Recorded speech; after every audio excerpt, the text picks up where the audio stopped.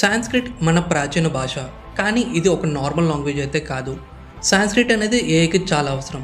అసలు సాంస్క్రిట్కి ఏఐకి ఉన్న సంబంధం ఏంటో ఈ వీడియోలో చూద్దాం.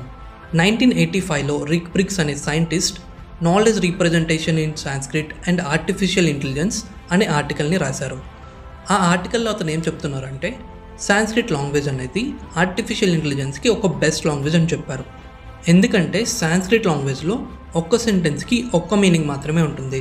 అదే వేరే లాంగ్వేజెస్లో అయితే తెలుగు, ఇంగ్లీష్, హిందీ లాంటి లాంగ్వేజెస్లో ఒక సెంటెన్స్కి 2 డిఫరెంట్ మీనింగ్స్ ఉండే ఛాన్స్ ఉంటుంది.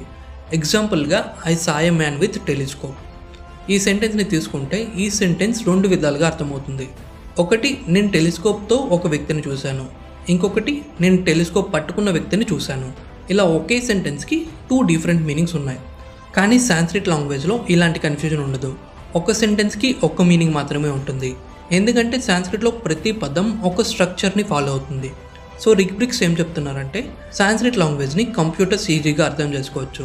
అదే వేరే లాంగ్వేజెస్కి అయితే ఎన్ఎల్పి అనే సాఫ్ట్వేర్ అవసరం. ఎన్ఎల్పి అంటే న్యాచురల్ లాంగ్వేజ్ ప్రాసెసింగ్.